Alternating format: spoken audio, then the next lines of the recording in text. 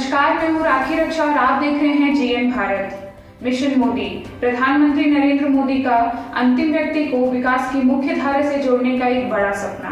झारखंड प्रदेश में mission Modi again PM का कार्यक्रम प्रारंभ हो चुका है और जिसे झारखंड में सफल बनाने की जिम्मेवारी झारखंड के जमीन से जुड़े डॉक्टर हरिहर पांडे जी को सौंपी गई है। डॉक्टर हरिहर पांडे अपना ज्यादा से ज्यादा समय झारखंड के गांव में रहने वाले लोगों के बीच बिताते हैं, उनकी समस्याओं को सुनते हैं और उन्हें दूर करने का भरपूर प्रयास करते हैं। समाज सेवी होने के साथ साथ डॉक्टर हरिहर पांडे एक वरीय चिकित्सक व हाईकोर्ट में सीनियर अधिवक्ता भी हैं, जिन पर भरोसा जताते हुए उन्हें झारखंड में मिशन मोदी कार्यक्रम का स्टेट प्रेसिडेंट नियुक्त किया गया है।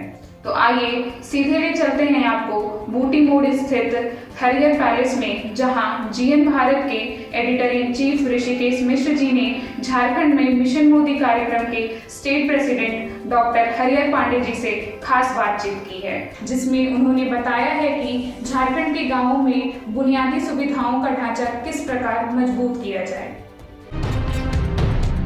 जहाँ तक सवाल है सरना कोड का, तो हमारे मोदी जी इसके पक्ष में हैं। राज्य में हेमंत सोरेन की सरकार काम कर रही है, आप कितना संतुष्ट हैं? माननीय मुख्यमंत्री हेमंत सोरेन जी के कार्य से काफ़ी संतुष्ट हैं। राजनीतिक लोग जो हैं वो मोदी जी को कार्य को धूमिल करने के लिए ऐसा कर रहे हैं। ऐसे मोदी जी किसानों के पक्ष में हमेशा रहे हैं और हमेशा रहेंगे। मिशन मोदी के प्रदेश अध्यक्ष हमारे साथ हैं, आइए हम उनसे बात करते हैं। सर्वप्रथम आपका इस चैनल में स्वागत है। मिशन मोदी पूरे झारखंड प्रदेश में एक अपना अस्तित्व बनाएगा और मोदी जी के कार्यक्रम का प्रसार करना है। और मोदी अगेन पीएम ये हमेशा प्रधानमंत्री बने रहें, इसके लिए कार्यक्रम भी हम लोगों को करना है। और इनका कार्यक्रम इतना सराहनीय है कि जो भी इनके कार्यकर्ता हैं, जहाँ भी इनके कार्यकर्ता हैं, सभी कार्यकर्ता तन मन से अपना समय निकाल करके मोदी जी का कार्यक्रम को प्रचार करते हैं और हमेशा देश को आगे बढ़ाने के लिए सोचते हैं। मोदी मिशन क्या है और इसके तहत कौन कौन से कार्य होते हैं झारखंड में? मोदी मिशन का कार्य है कि झारखंड प्रदेश में सभी जगह पर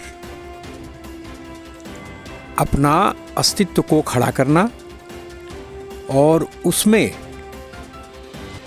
जो अच्छे कार्यक्रम हैं, जो समाज के विकास के लिए कार्य हो रहे हैं, उसमें मोदी मिशन अपना हर एक तरह से सहयोग करेगा और भारतीय जनता पार्टी को सहयोग करेगा।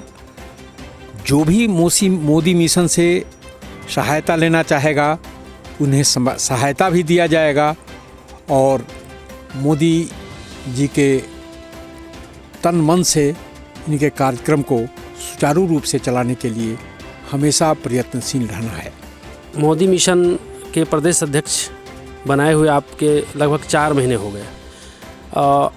अभी तक जिस तरह भाजपा ने संगठन का विस्तार कर दिया है, सारी इकाइयों का उन्होंने विस्तार किया है, मोदी मिशन का संगठन का विस्तार क्यों नहीं हुआ है?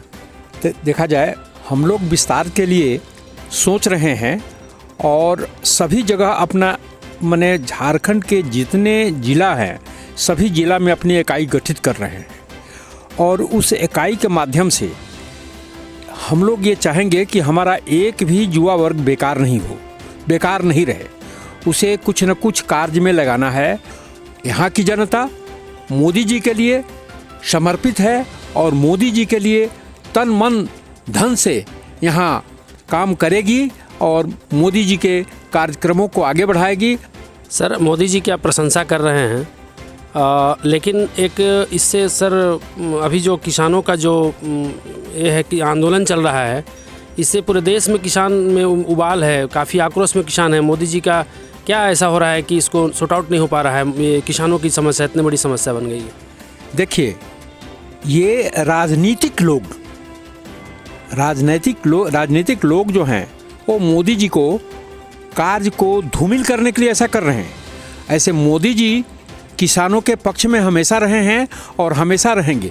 और मोदी जी किसानों के विकास के लिए बहुत सारे कार्यक्रम को धरातल पर आए हैं और कुछ स्टेट में अपनी कार्य को सिद्धि करने के लिए ऐसा लोग कर रहे हैं, लेकिन अन्य प्रदेश में नहीं कर रहे हैं क्योंकि वहाँ विकास का कार्य ऑलरेडी चल रहा है, हो रहा है और मोदी जी का जय जयकार मनाया जा रहा है। इसलिए मोदी जी किसी के लिए भी, चाहे वो किसी पार्टी का हो, किसी भी संघ का हो, किसी तरह के लोग हों, किसी समुदाय के लोग हों, वो तन मन से सभी समुदाय को एकजुट करके और अपना कार्यक्रम चलाएंगे और चला रहे हैं, जिससे कि युवा वर्ग एक भी बेकार नहीं रहे। तो सर, क्या ऐसा लगता है कि मोदी जी के द्वारा जो कानून लाया गया है किसान बिल, वास्तव में किसानों के हित में है? एकदम किसानों के हित में है। किसान को लोग बरगला रहे हैं, किसान को लोग जो है सो माने धोखाबाजी से उनको बरगला रहे हैं, पैसे दे करके बरगला रहे हैं कि ये जो है सो किसी तरह से इनका विकास कार्य रुके। लेकिन जो होनहार बीरवान के होत न चिकने पात, होनहार बीरवान जो रहता है उसको कोई गुमराह नहीं कर सकता है, वो हमेशा उसको आगे बढ़ाने के लिए ही सोचता रहता है वो अपना। लेकिन फिर भी कुछ लोग तो माने अपना सिद्धि करने के लिए, अपने कार्य को सिद्धि करने के लेग पुलिंग तो करेंगे, लेकिन लेग पुलिंग करने से मोदी जी का कोई भी काम रुकेगा नहीं। यहाँ पूरा झारखंड प्रदेश में उनका झंडा फहरा रहा है। दिल्ली में जो घटना घटी है उसको किसानों ने इस तरह का आंदोलन को दूसरा रूप दे दिया, क्या कहेंगे आप? देखिए, असामाजिक तत्व तो कुछ भी कर सकते हैं, असामाजिक तत्व को कुछ भी कर सकते हैं। 10 आदमी को मार सकते हैं, 10 आदमी को गिरा सकते हैं, 10 आदमी को बेइज्जत कर सकते हैं, लेकिन उससे मोदी जी की छवि धूमिल नहीं होगी। वो जितना ही ऐसा काम करेंगे, मोदी जी एकदम सोने के तरह चमकते हुए आगे बढ़ेंगे और लोग उनका पीछा करते हुए उनको विकास कार्य को जय जयकार करते हुए चलेंगे। सर, एक सवाल हटके है, डॉक्टर मनमोहन सिंह पूर्व प्रधानमंत्री और वर्तमान प्रधानमंत्री मोदी जी में, दोनों में क्या अंतर पाते हैं आप? देखिए, मोदी जी वीर पुरुष हैं और अपनी वीरता से आगे बढ़ना चाहते हैं, सभी को मिला जुला कर काम करना चाहते हैं, सभी को अपने पक्ष में लेकर काम करना चाहते हैं। और हमारे मनमोहन सिंह जी जो थे सो वो दूसरे तरह के प्रधानमंत्री थे। जब से हमारे मोदी जी आए हैं तभी से हमारे देश का विकास हो रहा है और देश मेरा आगे बढ़ रहा है। इससे और अधिक मैं क्या कह सकता हूँ? क्या इसके पहले विकास देश नहीं किया था? अरे विकास देश किया था तो मोदी जी के भी तो समर्थक लोग थे ना, कि नहीं थे? मोदी जी के समर्थक लोगों ने विकास किया है, मोदी जी के कार्यक्रम को लोगों ने सराहा है और मोदी जी के कार्यक्रम के चलते जो है सो विकास कार्य हुआ है। ये मनमोहन सिंह के करने से विकास नहीं हुआ है। सर, झारखंड से कुछ सवाल है।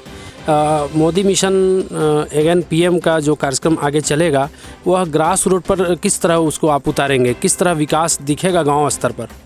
गांव स्तर में हम लोग क्या करेंगे कि सबसे पहले जो हमारे युवा वर्ग हैं वो जो है सो आज तक किसी ने भी युवा वर्ग के विषय में नहीं सोचा, लेकिन हमारे मोदी जी युवाओं को रोजगार देने के लिए, युवाओं को पढ़ने लिखने में की प्रवृत्ति को बढ़ाने के लिए, युवाओं को भटके हुए युवा लोग जो हैं उनको एक मार्ग पर ला करके उनका विकास करके, उनके परिवार का विकास करके, उनको सभी तरह से समृद्ध करके वो आगे बढ़ाना चाहते हैं। सर, झारखंड से जुड़ी एक और सवाल है।